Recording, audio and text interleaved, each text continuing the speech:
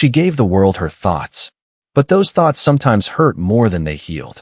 Virginia Woolf was born in 1882 to a cultured family in London. Books were everywhere. So were expectations. And so was silence.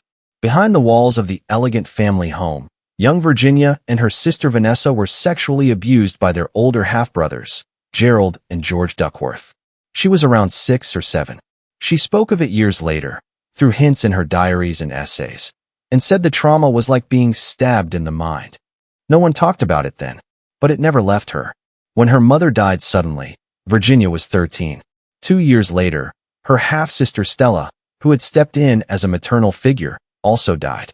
Then her father died in 1904. Grief kept piling up, and so did the breakdowns. She was hospitalized several times in her youth for what doctors called nervous exhaustion. What she was really experiencing were the early signs of bipolar disorder, though that diagnosis didn't exist yet. But she was brilliant. She read deeply, wrote endlessly, and formed the Bloomsbury Group, an influential circle of writers, philosophers, and artists who challenged traditional ideas of class, gender, and sexuality. Among them, she met Leonard Woolf, a kind, patient man she would marry. Virginia was honest about her emotional limitations, including her difficulty with physical intimacy. Their marriage was deeply intellectual and emotionally supportive, if not traditionally romantic. She also developed a close and passionate relationship with writer Vita Sackville-West. Through it all, Virginia kept writing.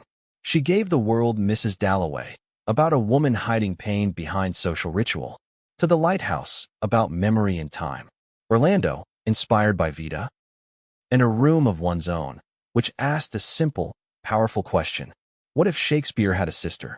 But inside her mind, the voices returned. Sometimes, they whispered self-hatred. Sometimes, they told her she was worthless. During World War II, the sound of bombings around London worsened her anxiety. She believed she was going mad again and wouldn't recover this time.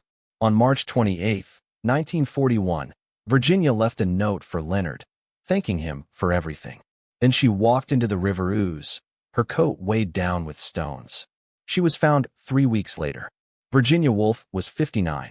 She lived with unhealed wounds, but turned those wounds into language, into ideas, into books that still speak, to women, to thinkers, to anyone who's ever felt too much.